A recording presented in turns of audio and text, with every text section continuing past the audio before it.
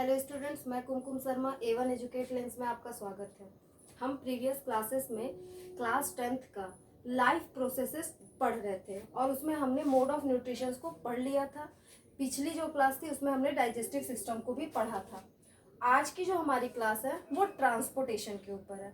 ठीक है, तो आज हम किसके ऊपर बात करेंगे? ट्रांसपोर्टेशन के ऊपर। देखो, अगर मैं आपसे कहूँ कि आपको दिल्ली से राजस्थान जाना है, ठीक है, तो आप कैसे जाओगे? भाई किसी ना किसी कोई ना कोई मीडियम होगा जिसके थ्रू जाओगे। वाया मतलब कह सकते हो ट्रेन हो गया या फिर कार हो गई, बाइक हो गई, कुछ भी होगा। मतलब कोई ना कोई मीडियम होता है जिसके थ्रू क्या करते हो, आप जाते हो। और अगर आप मान लो राजस्थान में आपको कोई बहुत बहुत अच्छा दोस्त रहता है, ठीक है, बहुत टाइम बाद आप उससे मिल रहे हो, तो कुछ ना कुछ उसके लिए लेकर जाओगे। ऐसा तो है नहीं कि खाली हाथ पहुंच जाओगे, कुछ ना कुछ तो लेकर जाओगे ना, कि खाली हाथ नहीं। ऐसा मत करना यार। तो क्या होता है कि अगर हमको कहीं भी जाना है, फॉर एग्जाम्पल आपको अपने किसी फ्रेंड के घर पे जाना है, तो वहां पर जाएंगे तो कुछ ना कुछ लेकर जाएंगे और कोई ना कोई मीडियम होगा जिसके थ्रू हम एक जगह से दूसरे जगह जाते हैं।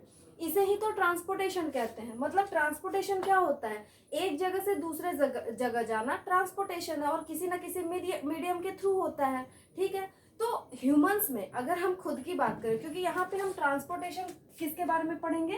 In humans. ठीक है, तो अगर हम ह्यूमन बीइंग्स की बात करें तो ह्यूमंस में ट्रांसपोर्टेशन का मतलब क्या हुआ कि कोई भी चीज को एक जगह से दूसरे जगह लेकर जाना है। और वो कोई भी चीज क्या होगी? फूड होगा, ऑक्सीजन होगा, जो भी इंपॉर्टेंट न्यूट्रिएंट्स है। जैसे हमने डाइजेस्टिव सिस्टम में पढ़ा था कि जो भी हम खाना खाते हैं वो पहले क्या होता है? ब्रेक होता है, हाइड्रोलिसिस होता है, फिर ब्लड उसको क्या करता है? एब्जॉर्ब करता है और एब्जॉर्ब करके उसको पूरी बॉडी में सर्कुलेट करता है। पढ़ा था ना? तो वो जो ब्लड ने न्यूट्रिएंट्स को एब्जॉर्ब किया है वो एक जगह से दूसरे जगह क्या करेगा? उस न्यूट्रिएंट्स को लेकर जाएगा। तो ट्रांसपोर्टेशन किसके थ्रू हो रहा है? ब्लड के थ्रू हो रहा है। ये बात आप समझ पा रहे हो? और यहाँ पे क्या होगा? कुछ ना कुछ जो भी सबस्टांस है, जैसे फूड है, ऑक्सीजन है, नाइट्रोजनस वेस्ट है, या कार्बन डाइऑक्साइड है, कुछ भी चीज जो है, या कुछ ऐसे सॉल्ट्स होते हैं, इनको एक जगह से दूसरे जगह क्या करेगा? लेकर जाएगा। तो आज की जो हमारी क्लास है वो क्या है? Transportation in humans. इसमें हम सबसे पहले किसकी बात करते हैं? ब्लड की बात करते हैं। देखो, ब्लड जो होता है वो क्या होता है? सबसे पहला क्वेश्चन, ये एक तरीके का कनेक्टिव टिश्यू होता है। क्या बोलते हैं? Fluid connective tissue. क्या होता है कनेक्टिव टिश्यू? अगर आपको ये जानना है तो आप मेरी क्लास 9th की टिश्यू को एक बार जाकर देख सकते हो। उसमें मैंने कनेक्टिव टिश्यू को बहुत अच्छे से डिस्कस किया था। दूसरा, जो ब्लड होता है, ठीक है, उसमें क्या क्या ट्रांसपोर्टेशन कर सकते हैं हम? फूड का ट्रांसपोर्टेशन कर सकते हैं। उसके अलावा क्या कर सकते हैं? ऑक्सीजन का ट्रांसपोर्टेशन कर सकते हैं।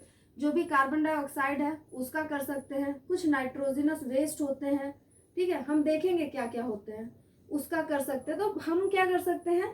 इन सब का ट्रांसपोर्टेशन कर सकते हैं। ब्लड जो होता है उसके अगर कंपोजिशन की बात करें तो ये दो टाइप के होते हैं। एक, ब्लड के अंदर प्लाज्मा होता है और दूसरा क्या होता है? ब्लड सेल्स होते हैं, या आप ऐसे डायरेक्टली लिख लो, सेल्स होते हैं। जो प्लाज्मा होता है ना, ये 55% होता है। 100% अगर ब्लड है ना तो उसमें 55% क्या होता है? प्लाज्मा होता है। और 45% क्या होते हैं? आपका जो भी ब्लड के सेल्स होते हैं वो पाए जाते हैं। प्लाज्मा क्या है? जैसे देखो, ब्लड जो होते हैं उसमें जो लिक्विड वाला पार्ट होता है वो प्लाज्मा होता है। क्या होता है? लिक्विड पार्ट, वो प्लाज्मा है। और उसी लिक्विड पार्ट में कुछ आपके क्या होते हैं? सेल्स होते हैं जो बिल्कुल क्या होते हैं? सस्पेंडेड होते हैं, बिखरे हुए उसमें पड़े रहते हैं। वो हमारे क्या हो जाएंगे? सेल्स। और ये दोनों आपस में मिलकर क्या बनाएंगे? ब्लड बनाएंगे। ठीक है, तो ये जो प्लाज्मा होता है ये क्या होता है? लिक्विड पार्ट होता है ब्लड का। और जो आपका सेल्स होता है ये फिर से 3 पार्ट्स में डिवाइड हो जाता है। एक होता है आरबीसी जिसको हम रेड ब्लड सेल्स कहते हैं, एक होता है डब्ल्यूबीसी व्हाइट ब्लड सेल्स होता है, और एक होता है प्लेटलेट्स। जो आरबीसी होता है इसको ये क्या करता है? ऑक्सीजन के ट्रांसपोर्टेशन में हेल्प करता है। ट्रांसपोर्टेशन। जो WBC होता है ये डिफेंस में रोल प्ले करेगा, defence, helps in defence in our body. और जो प्लेटलेट्स होता है वो ब्लड क्लॉटिंग में हेल्प करता है, ब्लड क्लॉटिंग। ठीक है, देखो इसको हम जब क्लास 11th में ब्लड चैप्टर पढ़ेंगे ना तो और अच्छे से डिस्कस करेंगे। अभी सिर्फ और सिर्फ इतना समझ लो कि ऑक्सीजन का ट्रांसपोर्टेशन कौन करता है, आरबीसी करेगा। ठीक है, क्यों करेगा, क्योंकि इसके पास क्या होता है, हीमोग्लोबिन होता है, हीमोग्लोबिन। और ये जो हीमोग्लोबिन होता है ना, इसकी टेंडेंसी होती है एक साथ 4 ऑक्सीजन मॉलिक्यूल को क्या कर सकता है, अपने साथ लेकर जा सकता है। तो ये क्या करता है, 4 ऑक्सीजन मॉलिक्यूल जो होते हैं इनको ये एक साथ कंबाइन कर सकता है। जो आपका WBC होता है ये क्या करता है, बॉडी में जो डिफेंस होता है, आप पढ़ोगे आगे, उसके लिए ये रोल प्ले करता है। और जो प्लेटलेट्स होते हैं वो ब्लड की क्लॉटिंग, जैसे मान लो आप कहीं गिर गए और आपको चोट लग गई तो ब्लड जो होता है वो बहने लगता है, लेकिन कुछ टाइम बाद आप खुद देखोगे ब्लड जो होता है वो ऊपर में एक थक्का बन जाता है, बनता है ना, ब्लड की जो ब्लड है वो बहना रुक जाता है और ऊपर एक लेयर जम जाती है। वो जो लेयर जमती है ना वो इसी की प्लेटलेट्स की वजह से होती है। ठीक है, तो फिलहाल के लिए इतनी चीजें समझो। और जो प्लाज्मा होता है ये किसके ट्रांसपोर्टेशन में हेल्प करेगा, फूड के, मतलब आप बोल सकते हो ना न्यूट्रिएंट्स, हम फूड ना बोल के क्या बोल सकते हैं, न्यूट्रिएंट्स कह सकते हैं। ठीक है, न्यूट्रिएंट्स, कार्बन डाइऑक्साइड, इसके अलावा नाइट्रोजनस वेस्ट, और क्या कर सकते हैं, नाइट्रोजनस वेस्ट हो गया। तो इन सब चीजों का ट्रांसपोर्टेशन कौन करता है, प्लाज्मा करता है। तो और कुछ सॉल्ट भी होते हैं, सम सॉल्ट्स, इन सब का एक्सेट्रा, इन सब का ट्रांसपोर्टेशन कौन कर सकता है, ब्लड। तो ब्लड क्या करता है, ट्रांसपोर्टेशन में हेल्प करता है। ये 2 पार्ट्स में डिवाइड होते हैं, प्लाज्मा और सेल्स होते हैं, हमने देख लिया क्या होता है। अब हम आगे क्या पढ़ेंगे, भाई ब्लड जो ट्रांसपोर्टेशन कर रहा है ये क्या अकेले करता है या इसके साथ कुछ और ऑर्गन्स होते हैं जो इसको हेल्प करते हैं। तो आपको ध्यान रखना है, क्योंकि भाई एक सिंपल सी बात है, न्यूट्रिशन जो है वो पूरे एक सेल्स को चाहिए, एक सेल तक क्या चाहिए, न्यूट्रिशन पहुंचना चाहिए। क्यों पहुंचना चाहिए, क्योंकि उनको अपनी जो भी उनकी फंक्शनिंग है, जैसे हमने बात की थी कि उन्हें अपने जो भी प्रोटोप्लाज्म है उसको बिल्डअप करना है, उनको अपना सेल मेम्ब्रेन बनाना है, उनको साइटोप्लाज्म बनाना है, जो भी सेल ऑर्गेनिल्स है वो बनाने हैं। तो न्यूट्रिशन तो भैया देखो ऐसा है कि हर एक सेल को चाहिए। तो हर एक सेल तक न्यूट्रिशन कैसे पहुंचेगा, ब्लड के थ्रू पहुंचेगा।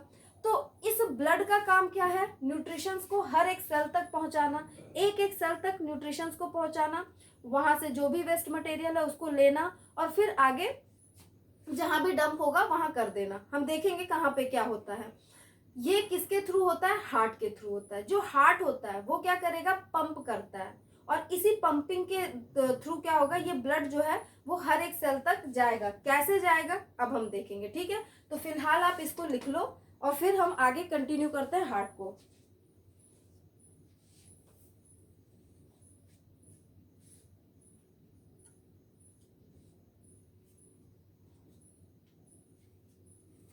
हो गया, चलो ठीक है। अब हम क्या बात करेंगे, हार्ट की। देखो हार्ट के इंट्रोडक्शन को शुरू करने से पहले मैं थोड़ा सा अलग तरीके से आपको पढ़ाऊंगी।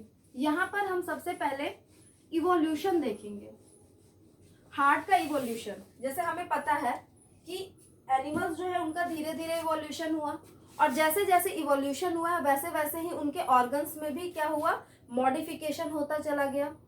हम देखेंगे कि जो पहले प्रिमिटिव्स थे, मतलब प्रिमिटिव नहीं देखना है हमको, वर्टिब्रेट्स में देखना है हमको, फिशेस से स्टार्ट करना है। तो हम पहले क्या देखेंगे, जो भी हमारा इवोल्यूशन है उसको देखेंगे, फिर हम हार्ट के इंट्रोडक्टरी पार्ट को देखेंगे।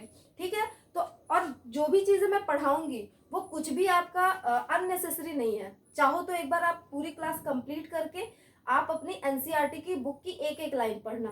ठीक है, और अगर कुछ आपको अननेसेसरी लगे आप कमेंट जरूर कर देना। तो जो भी चीजें मैं पढ़ा रही हूँ सारी चीजें आपके लिए इंपॉर्टेंट है, आपके एनसीईआरटी में दी हुई है। सबसे पहले हम क्या बात करते हैं, हार्ट के बारे में। ठीक है,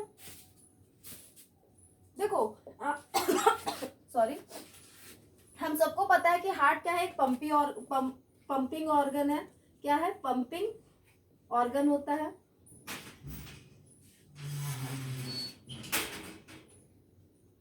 ठीक है, जो पंप करेगा। हार्ट जो होता है वो दो पार्ट्स में डिवाइड होता है। एक होता है मेन चैम्बर, और जो इसको सपोर्ट करेंगे वो होंगे एसेसरी चैम्बर।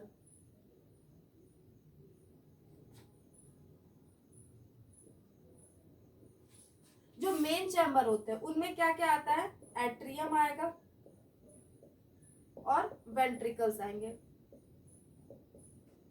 और जो एसेसरी चैम्बर्स होते हैं, जो एसेसरी मतलब क्या होता है? सपोर्टिव चैम्बर्स, जो इनको कहीं ना कहीं सपोर्ट कर रहे हैं।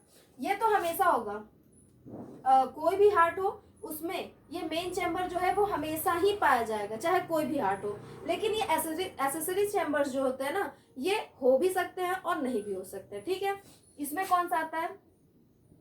Venus sinus venosus, sorry,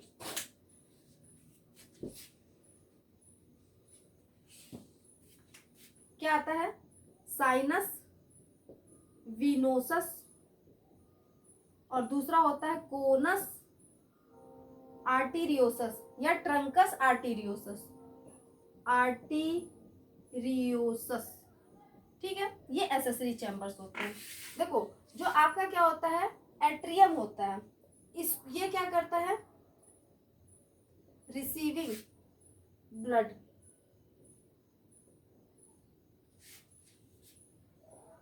receiving blood, ये ब्लड को रिसीव करेगा।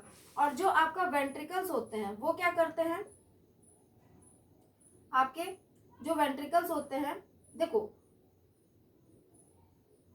Pumping organ. इसी तरीके से साइनस विनोसस भी क्या होता है? ये भी रिसीव करेगा ब्लड को, रिसीविंग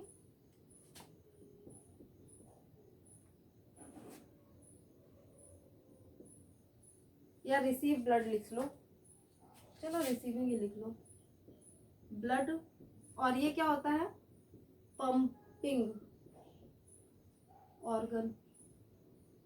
ठीक है, तो अब देखो समझना क्या होता है, कैसे याद रख सकते हो इसको? याद रखना एयर से।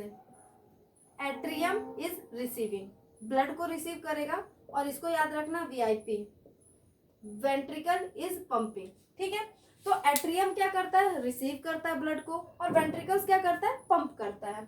ये जो साइनस विनोसस होते हैं और कोनस आर्टेरियोसस होते हैं, ये क्या करते हैं? सपोर्टिव चैम्बर्स होते हैं। ये हो भी सकते हैं और नहीं भी हो सकते हैं। अब हम बात करते हैं इवोल्यूशन की। Evolution of vertebrates. मैं दोबारा से रिपीट कर रही हूँ, ये सारी चीजें आपके में दी हैं, लेकिन वो सीधे एक लाइन में दे दिया और मैं थोड़ा सा इसको अच्छे से समझा रही हूँ। ठीक है, तो अगर हम इवोल्यूशन की बात करें तो सबसे पहले हम किस में बात करेंगे? फिशेस में। ठीक है, सबसे पहले किस में बात करेंगे? इन फिशेस। फिश, देखो, जो फिश होते हैं, आप चाहो तो चलो मैं यहाँ पहले बता देती हूँ, फिर आगे करेंगे। ये मान लो एक चैम्बर है, ये दूसरा चैम्बर है। ठीक है, डबल लेयर होगी। हम फिशेस के हार्ट को देख रहे हैं। यहां पर क्या होता है? आपका साइनस विनोसस होता है।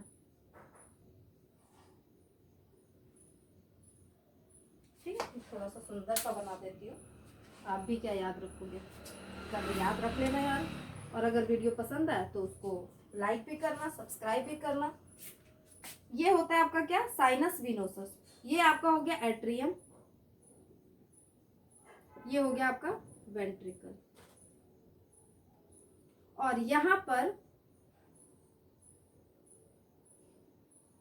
इस तरीके से बाहर की तरफ जो निकलेगा इसको बोलते हैं क्या? कोनस आर्टीरियोसस। कोनस आर्टीरियोसस। ठीक है, ये आपका क्या हो गया, साइनस विनोसस। देखो जो ब्लड होता है वो इस साइनस विनोसस के थ्रू क्या करता है, इंटर करेगा यहां से। कैसा blood, D oxygenated blood. Deoxygenated blood है वो साइनस विनोसस के थ्रू क्या करेगा, इंटर करेगा, फिर वो एट्रियम में जाएगा, एट्रियम से वेंट्रिकल में जाएगा, और वेंट्रिकल से कोनस आर्टेरियोसस से होते हुए वो कहाँ चला जाएगा, इधर से होते हुए जो ब्लड है वो आपका कहाँ चला जाएगा, गिल्स में। इधर कहीं गिल्स होगा, ठीक है, मैं उसको नहीं बनाती। कहाँ चला जाएगा, मान लो यहाँ पे गिल्स है। तो क्या हुआ, सबसे पहले जो डीऑक्सीजनेटेड ब्लड है वो कहाँ गया आपका, साइनस विनोसस में, वहां से एट्रियम में, एट्रियम से वेंट्रिकल में, वेंट्रिकल से कोनस आर्टेरियोसस में, और कोनस आर्टेरियोसस से कहाँ चला गया, गिल्स में चला गया। अब आप मुझे एक बात बताओ कि यहाँ पर जो ब्लड जा रहा है क्या पूरे हार्ट में, चाहे हम एट्रियम की बात करें, चाहे वेंट्रिकल की, चाहे कोनस आर्टेरियोसस की, या साइनस विनो, कहीं पे भी ऑक्सीजनेटेड ब्लड आया क्या, नहीं। कब आएगा, जब यहाँ से ब्लड होते हुए इस गिल्स में जाएगा। और हमें पता है कि फिल्स जो फिशेस होती है उनमें रेस्पिरेटरी ऑर्गन्स कौन सा होता है, गिल्स होता है, पता है ना। हाँ, तो यहाँ पे पूरे के पूरे हार्ट में कैसा ब्लड सर्कुलेट हो रहा है, डीऑक्सीजनेटेड ब्लड हो रहा है। और जब ये गिल्स में जाएगा, गिल्स में जाकर ये ऑक्सीजनेटेड होगा, और उसके बाद यहाँ से कहाँ चला जाएगा, ये ऑर्गन्स तक, और ऑर्गन्स इसका यूज कर लेंगे। फिर से जो डीऑक्सीजनेटेड ब्लड है वो इस साइनस विनोसस से होते हुए फिर से पूरे हार्ट में सर्कुलेट होगा। तो सबसे पहला क्वेश्चन जो पूछा जाता है, बहुत ही इंपॉर्टेंट क्वेश्चन, कि जो फिशेस होती है इनका हार्ट कैसा होता है, तो इनमें कैसा होता है, वेनस हार्ट होता है। कैसा होता है, वेनस हार्ट होता है। मतलब क्या है, मतलब ये है कि पूरे हार्ट में कहीं पे भी ऑक्सीजनेटेड ब्लड सर्कुलेट नहीं होता है। समझ में आ रहा है कि आप खुद देखो ना, डीऑक्सीजनेटेड ब्लड साइनस विनोसस से गया, एट्रियम में वही ब्लड, वेंट्रिकल में वही ब्लड, कोनस आर्टेरियोसस में वही ब्लड, यहां से निकलने के बाद जब ये गिल्स में जाएगा तो इसमें ऑक्सीजन ऐड होगा, और उसके बाद वो ऑर्गन्स में चला जाएगा। ऑर्गन ऑक्सीजन को लेकर फिर से वापस उसे डीऑक्सीजनेटेड ब्लड को कहाँ भेज देंगे, साइनस विनोसस में। इसीलिए वेरी वेरी इंपॉर्टेंट क्वेश्चन आपसे पूछता है टीजीटी में, पीजीटी में, यहाँ पे आपसे पूछ लेता है कि जो आपके फिशेस होते हैं इनमें कैसा हार्ट पाया जाता है, तो वीनस हार्ट पाया जाता है। वीनस हार्ट का मतलब समझे, डीऑक्सीजनेटेड ब्लड ही पूरे हार्ट में रहता है, कभी भी ऑक्सीजनेटेड ब्लड नहीं आता है। दूसरा, यहाँ पे आप अगर देखो तो ब्लड एक बार अंदर गया और एक बार ही बाहर निकला, तो इसे क्या बोलते हैं, सिंगल सर्कुलेशन। तो फिशेस में कैसा सर्कुलेशन पाया जाता है, सिंगल सर्कुलेशन। थर्ड क्वेश्चन, एक हो गया वीनस हार्ट पाया जाता है, सिंगल सर्कुलेशन पाया जाता है। अब आप मुझे बताओ कि यहाँ पर कितने एट्रियम है, एक है, और वेंट्रिकल्स भी कितने हैं, एक ही है, ठीक है। तो आपसे अगर पूछेगा एट्रियम कितने हैं तो 1, और वेंट्रिकल्स भी कितने हैं तो 1 एट्रियम होता है और 1 ही वेंट्रिकल्स होते हैं, ठीक है। तो इसको आप नोट डाउन कर लो, फिर हम आगे कंटिन्यू करते हैं। और हाँ, 1 एट्रियम और 1 वेंट्रिकल है, तो आप इसको क्या बोल सकते हो, 2 चैम्बर्ड हार्ट। समझ रहे हो क्यों बोल रहे हैं भाई, एक चैम्बर ये, एक चैम्बर ये, तो 2 चैम्बर हार्ट होता है। तो फिशेस में कैसा हार्ट होता है, 2 चैम्बर्ड। ये भी क्वेश्चन आपसे पूछता है। सिंगल सर्कुलेशन होता है, ये भी पूछता है। और वीनस हार्ट पाया जाता है, ये तो बहुत ही इंपॉर्टेंट है, कई बार पूछ लेगा वीनस हार्ट का मतलब क्या है। भाई वीनस हार्ट मतलब है कि डीऑक्सीजनेटेड ब्लड ही हार्ट में क्या होता है, सर्कुलेट होता है, ठीक है। तो आप इसको लिख लो, फिर हम आगे कंटिन्यू करते हैं।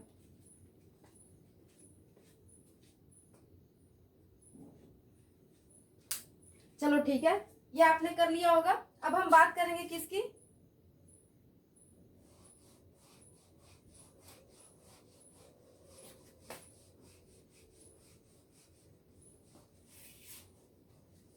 एक मिनट।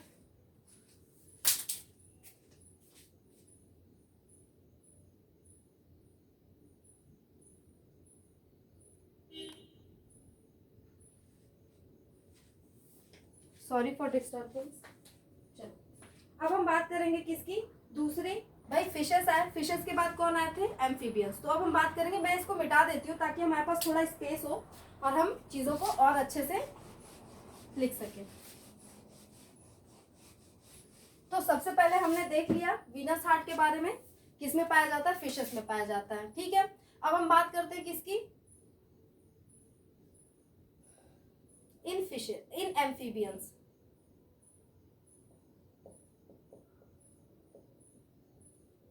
ठीक है, एम्फीबियंस मतलब कौन होते हैं, जो आपके टेरेस्ट्रियल भी होते हैं और एक्वेटिक भी होते हैं, उन्हें हम एम्फीबियंस कहते हैं। बहुत लोगों को ना बड़ा कंफ्यूजन होता है, उन्हें लगता है एम्फीबियंस का मतलब क्या होता है कि जो जल में भी रहे और जो एक्वेटिक है वो भी है, मतलब सॉरी, जो टेरेस्ट्रियल भी होते हैं एक्वेटिक भी होते हैं, ऐसा नहीं होता है। जो एम्फीबियंस मतलब होता है जो टेरेस्ट्रियल तो है, लेकिन फर्टिलाइजेशन के टाइम पे वो कहाँ चले जाते हैं, वाटर में चले जाते हैं, उनको एम्फीबियंस कहा जाता है। ठीक है, तो जो एम्फीबियंस होते हैं, भाई फिशेस हो गया, फिशेस के बाद कौन आए, एम्फीबियंस है। एम्फीबियंस में क्या होता है, कुछ ऐसा होता है, यहां पर एट्रियम तो 2 हो जाते हैं लेकिन वेंट्रिकल एक ही रहता है। तो पहला लिख लेती हूं, 2 एट्रियम और 1 वेंट्रिकल। एक एट्रियम ये हो गया, दूसरा एट्रियम ये हो गया। देखो चीजों को बहुत अच्छे से समझना, आप हर चीज के पीछे का लॉजिक पकड़ लोगे। एक ये हो गया,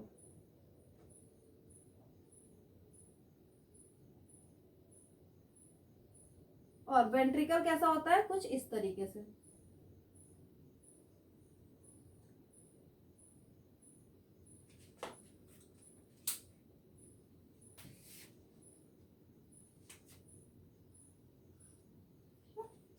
तो यहाँ पे क्या हो गया, 2 एट्रियम हो गया, ये राइट एट्रियम हो गया, ये लेफ्ट एट्रियम हो गया, और ये आपका क्या हो गया, वेंट्रिकल।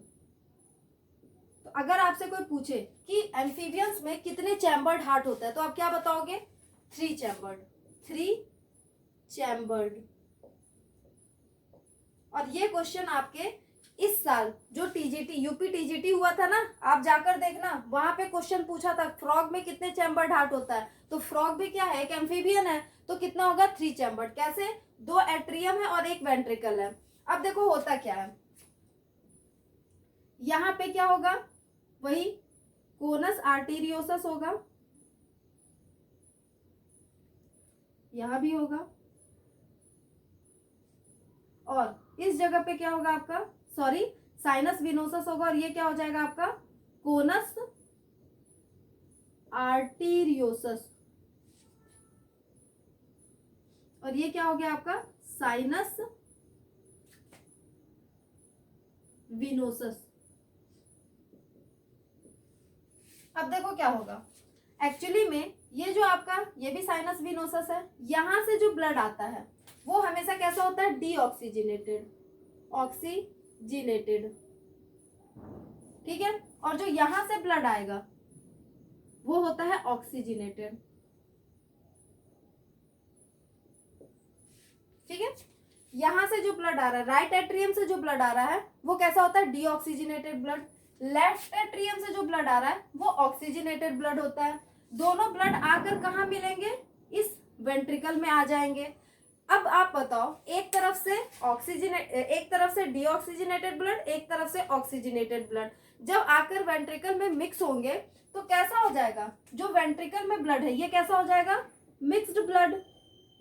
भाई होगा ना, ऑक्सीजिनेटेड और डीऑक्सीजिनेटेड आपस में मिल गए, वेंट्रिकल में कोई सेपरेशन नहीं है, अभी बिल्कुल एक ही चैम्बर है, तो वेंट्रिकल में जैसे ही आएंगे वैसे ही दोनों क्या हो जाएंगे, मिक्स हो जाएंगे। और ये जो मिक्स ब्लड है वो इस कोनस आर्टेरियोसस के थ्रू कहाँ चला जाएगा, लंग्स में चला जाएगा। अब देखो लंग्स भी हो सकता है क्योंकि एम्फीबियंस के पास लंग्स भी होता है, गिल भी होता है, और वो स्किन के थ्रू भी क्या करते हैं, रेस्पिरेशन। तो जहां भी है, हम यहाँ लंग्स की बात कर लेते हैं, यहां से होते हुए ये इधर मान लो लंग्स है, ठीक है, तो ये कहाँ चला जाएगा, उस लंग्स में चला जाएगा।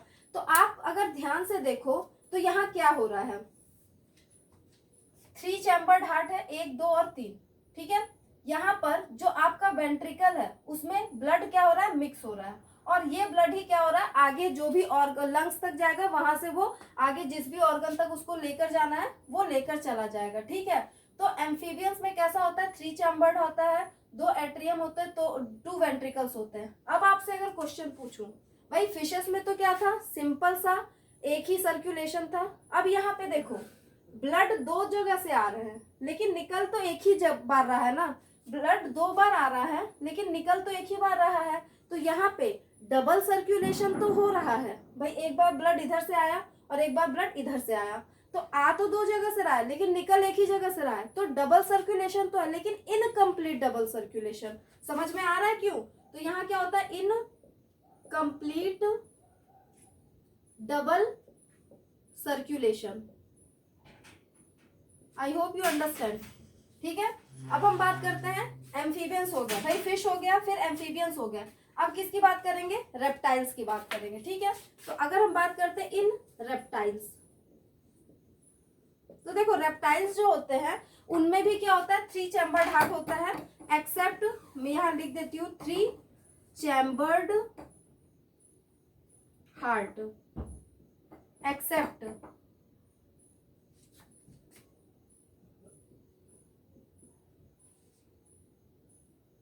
सॉरी कौन कौन से, क्रोकोडाइल, एलिगेटर्स, इनको छोड़ दिया जाए तो क्या होते हैं, क्रोकोडाइल, एलिगेटर, ये सारे जो होते हैं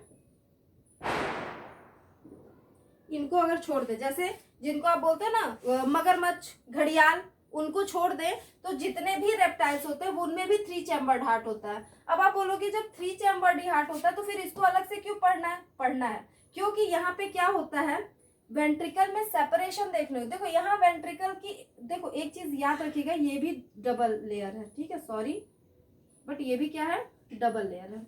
देखो यहाँ पे वेंट्रिकल जो है ये बिल्कुल एक चैम्बर की तरह है, लेकिन अब जब क्या होगा, रेप्टाइल्स में आएंगे तो ये वेंट्रिकल में कुछ सेपरेशंस आने लगेंगे। भाई 2 चैम्बर बनना है ना, तो यहीं पर रेप्टिलियन में, रेप्टाइल्स में ही 2 चैम्बर बनने शुरू हो जाते हैं, इसीलिए क्रोकोडाइल और एलिगेटर्स तक आते आते पूरे के पूरे वेंट्रिकल भी 2 चैम्बर में बढ़ जाएंगे। ठीक है, इसीलिए यहाँ एक्सेप्शन है, बाकी आपके एम्फीबियंस में एक्सेप्शन नहीं है। तो यहाँ भी कैसा होगा, कुछ ऐसा, ये क्या है आपका,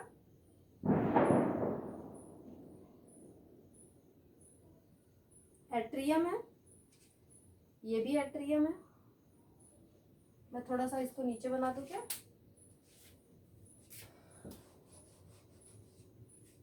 मैं यहाँ बनाती हूँ ताकि आपको ना अच्छे से समझ में आए। यहाँ पे बना रही हूँ इसका, ये आपका एट्रियम है,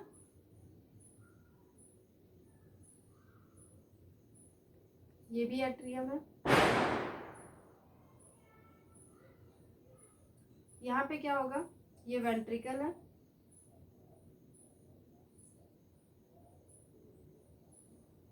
और यहाँ पर सेपरेशन स्टार्ट हो जाएगा। देखो पूरा नहीं होगा कंप्लीट, लेकिन शुरुआत तो हुई। वेंट्रिकल भी तो 2 होते हैं ना, ह्यूमन हार्ट में 2 एट्रियम 2 वेंट्रिकल, उसकी शुरुआत कहाँ से होगी, इसी रेप्टिलियन से। कैसे याद रखोगे, हमेशा पढ़ते हो कि मगरमच्छ के कितने होते हैं, 4 चैम्बर्ड हार्ट होता है। क्यों, यही तो बात है कि यहीं से क्या होता है, आपका एक्सेप्शन शुरू होता है। तो मगरमच्छ तक जाते जाते वो कितने बन गए, या एलिगेटर, घड़ियाल, वो 4 chambered heart, mainly 3 chambered. Exam में पूछेगा 3 चैम्बर्ड, अगर उसने पर्टिकुलरली क्रोकोडाइल या एलिगेटर का नाम दिया देन आप 4 चैम्बर्ड करोगे। ठीक है, तो यहाँ पे भी क्या होता है, ये आपका कोनस साइनस विनोसस, लेकिन ये लेस डेवलप्ड हो जाएगा, धीरे धीरे ये खत्म होने लगेंगे। ठीक है, तो यहाँ पे आप धीरे धीरे क्या हो जाएंगे, छोटे से हो जाएंगे इस तरीके से। यहाँ पर क्या हो जाएगा आपका, जो आपका कोनस आर्टेरियोसस था वो भी अब चेंज हो जाएगा, और 2 चैम्बर, एक पल्मोनरी एरोटा और दूसरा होता है सिस्टेमिक एरोटा, उसमें बदल जाएंगे। तो ये पल्मोनरी इधर से निकला, सिस्टेमिक इधर से होते हुए एक इधर चला जाएगा और एक और आएगा वो इधर चला जाएगा। ठीक है, तो यहाँ पे क्या हो गया, ये राइट एट्रियम है, ये लेफ्ट एट्रियम है, ये वेंट्रिकल है, वेंट्रिकल है। यहाँ पे ब्लड जो है वो डीऑक्सीजनेटेड होगा, ऑक्सीजनेटेड ब्लड हो गया, और यहाँ पे कैसा हो जाएगा, ऑक्सीजनेटेड। देखो यहाँ पे भी अभी भी मिक्स हो रहा होगा ब्लड, यहाँ भी क्या होगा, ब्लड मिक्स होगा, बट क्योंकि सेपरेशन स्टार्ट हो गया तो कम होगा। यहाँ पे ब्लड बहुत ज्यादा पूरी की तरीके से मिक्स हो चुका होगा, लेकिन यहाँ पे क्या होगा, ब्लड कम मिक्स होगा। और यहाँ पे क्या हो गया है, इसको बोलते हैं पल्मोनरी एरोटा, और इसको बोलेंगे सिस्टेमिक एरोटा, ठीक है। और यहाँ पे जो आपका क्या था, कोनस आर्टेरियोसस, वो भी कैसे हो गया, ब्रांच हो गया, पल्मोनरी एरोटा और सिस्टेमिक। पल्मोनरी वर्ड जो होता है ना, वो हमेशा लंग्स के लिए यूज होता है, हम आगे पढ़ेंगे अभी, क्योंकि हमको वो पढ़ना है ना ब्रीदिंग, वहां पे हम अच्छे से देखेंगे। तो ब्लड क्या है, यहाँ से डीऑक्सीजनेटेड ब्लड आया, यहाँ से ऑक्सीजनेटेड ब्लड आया। यहाँ पर मिक्सिंग तो हुआ बट कम मिक्सिंग हुआ, क्योंकि सेपरेशन मतलब एक चैम्बर बनना शुरू हो गया है। और ये ब्लड जो होगा, मिक्स ब्लड, सबसे पहले इस पल्मोनरी एरोटा के थ्रू लंग्स में चला जाएगा, फिर उस लंग्स से होते हुए वो कहाँ आ जाएगा आपके, ये ऑक्सीजनेटेड ब्लड से लेफ्ट एट्रियम में आएगा, और यहाँ से सिस्टेमिक एरोटा से ऑर्गन्स तक चला जाएगा। ठीक है, अभी नहीं समझे कोई बात नहीं, आगे इसी को डिस्कस करना है, बस इतना समझ लो, यहाँ सेपरेशन स्टार्ट हो जाता है, 3 चैम्बर्ड हार्ट होते हैं। और यहाँ पे भी आपको क्या होता है, in complete double circulation. I hope you understand, ठीक है। तो यहाँ पे भी आपको इनकम्प्लीट डबल सर्कुलेशन देखने को मिलता है। इसको लिख लो, फिर हम आगे कंटिन्यू करते हैं।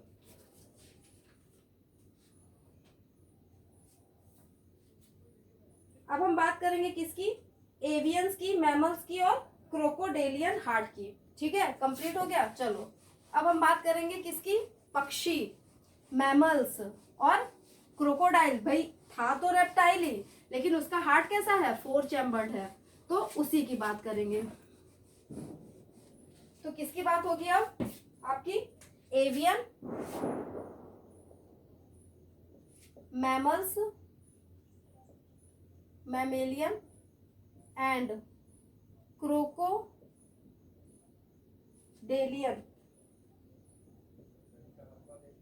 हार्ट। ठीक है, देखो सबसे पहला 4 चैम्बर्ड होते हैं। एक मिनट आप रुक जाइएगा।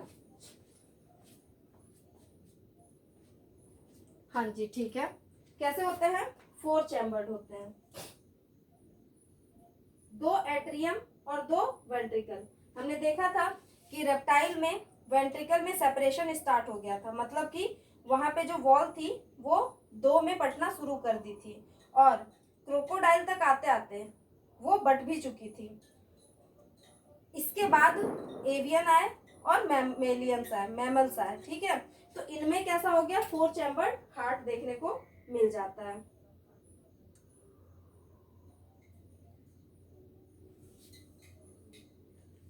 ठीक है, तो यहाँ पे 4 चैम्बर्ड हार्ट होता है। कौन कौन से हो जाएंगे, 2 एट्रियम होगा और 2 वेंट्रिकल होगा। ठीक है, और वहां पे जो कोनस आर्टेरियोसस था वो भी तो पल्मोनरी में हो रहा था ना, यहाँ पे भी जो आपका कोनस आर्टेरियोसस होता है, कोनस आर्टेरियोसस,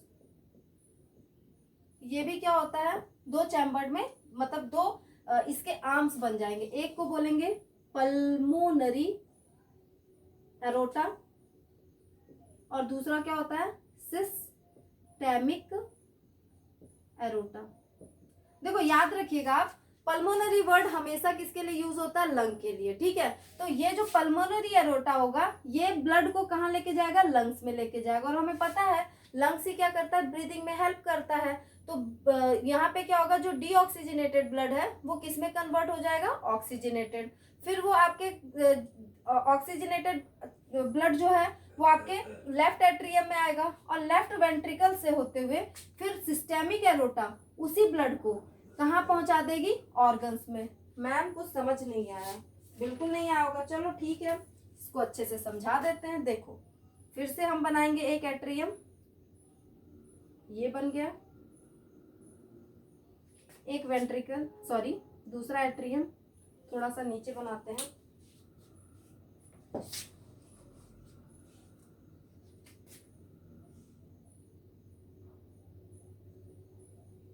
ये एक एट्रियम बना,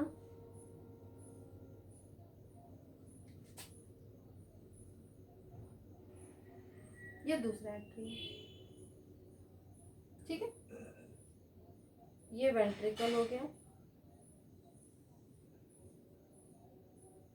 और हमें पता है कि इसमें सेपरेशन हो चुका है, तो कुछ इस तरीके से ये सेपरेट हो गया। डबल लेयर्ड है तो डबल लेयर बना लेते हैं।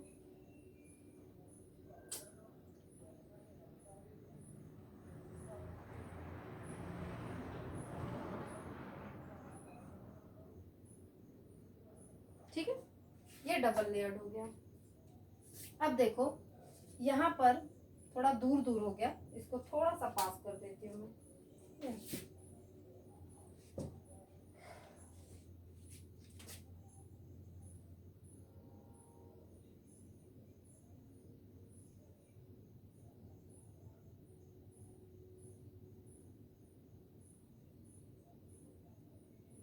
ठीक है, अब देखो यहाँ पर सबसे पहला कि जो कोन साइनस विनोसस था, जो हम यहाँ पे अभी ऐसे करके बनाते थे ना, ये चीज ये अब खत्म हो चुका है। ठीक है, तो साइनस विनोसस जो है वो आपके मैमेलियन और एवीज मतलब कि जो पक्षी है उनमें नहीं पाया जाएगा, और रेप्टाइल्स में भी नहीं पाया जाएगा। हमने बोला था कि वो एसेसरी है, हो भी सकते हैं नहीं भी हो सकते, तो यहाँ देखो नहीं है वो। ठीक है, अभी तक थे, रेप्टिलियंस तक थे, लेकिन अब नहीं है। और यहाँ पर क्या होता है, सबसे पहले ये राइट एट्रियम है, ये लेफ्ट एट्रियम है, ये राइट वेंट्रिकल है और ये लेफ्ट वेंट्रिकल है। यहां से एक आर्म निकलेगा। ठीक है, मैं इसको मिटा देती हूँ ताकि हम अच्छे से उसको बना सकें।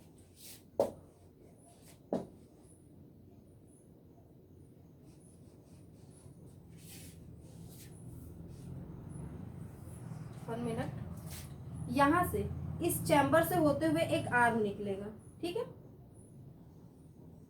इस तरीके से।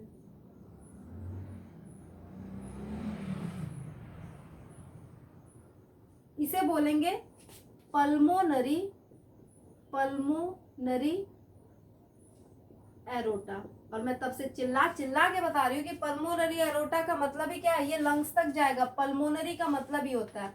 और यहां से एक और आपकी आर्म्स निकलेगी इस तरीके से।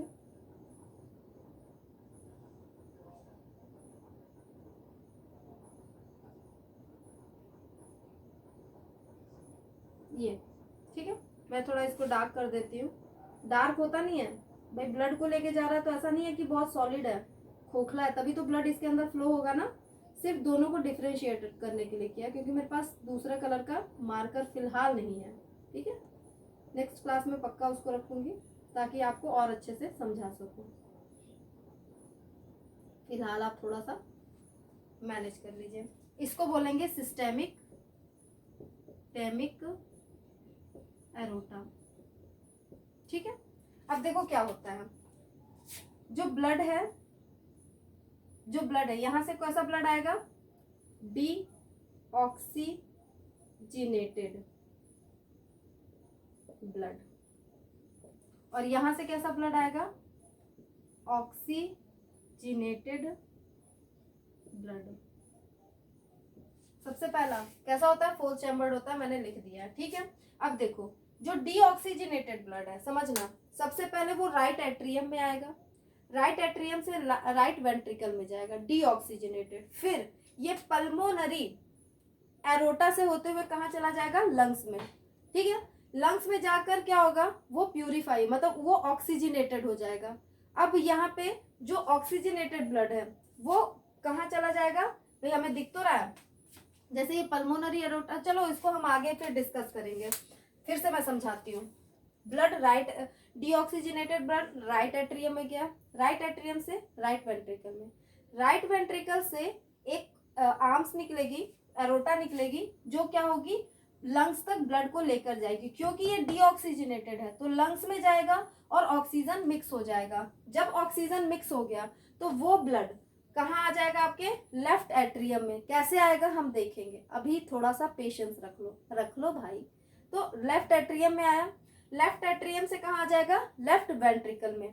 अब ये जो लेफ्ट वेंट्रिकल है, यहाँ से जो सिस्टेमिक एरोटा गई है, ये कहाँ तक जाएगी, जितने भी ऑर्गन्स है। तो प्योर ब्लड जो है, ऑक्सीजनेटेड ब्लड, वो इस सिस्टेमिक एरोटा से होते हुए एक एक ऑर्गन तक, एक एक सेल तक पहुंच जाएगी। तो इस तरीके से क्या होता है ब्लड का सर्कुलेशन, क्योंकि यहाँ पर ब्लड एक बार यहाँ आ रही है, फिर राइट एट्रियम में, फिर राइट वेंट्रिकल, फिर बाहर निकल रही है, फिर वो ऑक्सीजनेटेड होके दोबारा से लेफ्ट एट्रियम में, फिर लेफ्ट वेंट्रिकल में, और फिर वो ऑर्गन्स तक। तो इसीलिए इसे हम क्या बोलते हैं, कंप्लीट डबल सर्कुलेशन। ठीक है, अभी तक इनकम्प्लीट क्यों था, क्योंकि एट्रियम तो दो थे लेकिन वेंट्रिकल एक ही था। तो ब्लड आ तो दो बार रहा था लेकिन जा एक ही बार रहा था, इसीलिए हमने डबल सर्कुलेशन तो हो रहा था लेकिन इनकम्प्लीट। यहाँ पे एक बार राइट एट्रियम में, राइट वेंट्रिकल में, फिर बाहर निकल गया, लंग्स में जाके ऑक्सीजनेटेड हुआ, फिर लेफ्ट एट्रियम, लेफ्ट वेंट्रिकल, फिर सिस्टेमिक एरोटा से बाहर। दो बार ब्लड क्या हो रहा है, आपके हार्ट में सर्कुलेट हो रहा है, इसीलिए इसको क्या बोलते हैं, double circulate, complete double circulation. बहुत ही इंपॉर्टेंट पॉइंट है। ठीक है, आप इसका स्क्रीनशॉट ले लो, फिर हम आगे कंटिन्यू करते हैं।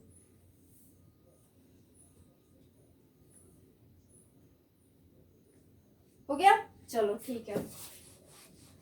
अब हम बात करते हैं एक और वर्ड की जो बहुत ही इंपॉर्टेंट है, कोल्ड ब्लडेड और वार्म ब्लडेड।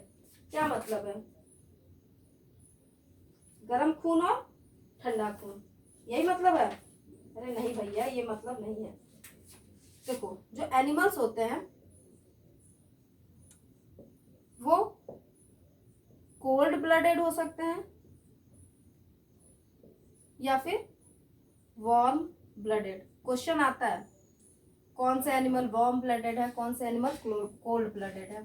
देखो, वार्म ब्लडेड में आपको कौन कौन से याद रखने हैं, आपके बर्ड्स वार्म ब्लडेड होते हैं, मैमल्स वार्म ब्लडेड होते हैं, और कोल्ड ब्लडेड में कौन आते हैं आपके, फिश, एम्फीबियंस,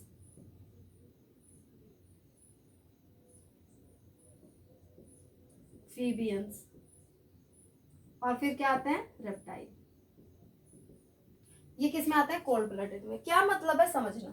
देखो, जो एनिमल्स बाहर के टेम्परेचर, जैसे मान लो बाहर का टेम्परेचर बहुत ज्यादा हाई है या बहुत ज्यादा लो है, उससे उनकी बॉडी का टेम्परेचर जो है वो क्या होता है, फ्लक्चुएट होता है। मतलब बाहर के टेम्परेचर के हिसाब से बॉडी का टेम्परेचर जो है वो बनता बिगड़ता रहता है, उसे बोलते हैं कोल्ड ब्लडेड। ठीक है, जैसे फिशेस हो गया, अगर टेम्परेचर बहुत ज्यादा हुआ तो उनकी बॉडी पे भी इफेक्ट आएगा, उनके बॉडी का टेम्परेचर भी क्या हो जाएगा, वेरी करता है बाहर के टेम्परेचर के अकॉर्डिंग। लेकिन वार्म ब्लडेड वो एनिमल्स होते हैं जो बाहर का टेम्परेचर चाहे जैसा भी हो, हमारी जैसे अगर हम खुद की बात करें, हमारी बॉडी का एक ऑप्टिमम टेम्परेचर होता है 37 डिग्री सेंटीग्रेड।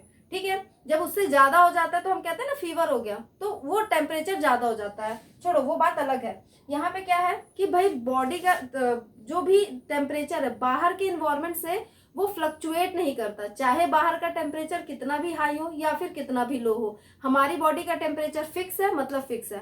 पर कोल्ड ब्लडेड में ऐसा नहीं होता, इनके बॉडी का टेम्परेचर फिक्स नहीं होता है, वो हमेशा फ्लक्चुएट करता ही करता है। तो दोनों में डिफरेंस आप समझ गए। जो वार्म ब्लडेड होते हैं ये इनका सर्कुलेशन में बहुत बड़ा, सर्कुलेशन से इनको बहुत फायदा होता है। ठीक है, क्योंकि बॉडी के टेम्परेचर को इनको क्या करना होता है, मेंटेन करना होता है।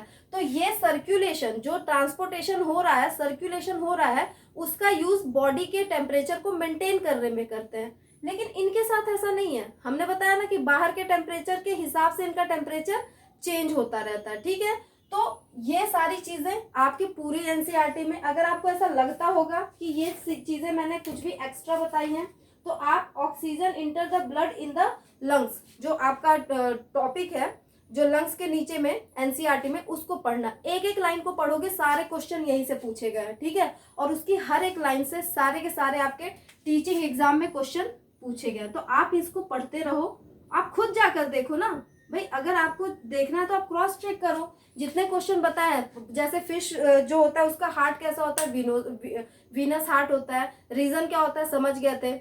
जो चैम्बर होते हैं वहां से क्वेश्चन आते हैं, सर्कुलेशन से क्वेश्चन आता है, किस तरीके का किसमें सर्कुलेशन होता है। ये सारे आपके कॉम्पिटिटिव एग्जाम के पॉइंट ऑफ व्यू से, प्लस आपके क्लास 10th के बोर्ड एग्जाम के पॉइंट ऑफ व्यू से, सब में इंपॉर्टेंट रोल प्ले करता है। तो चीज़ों को पढ़ते रहो, चीज़ों को समझते रहो। और thank you for watching my channel. Thank you.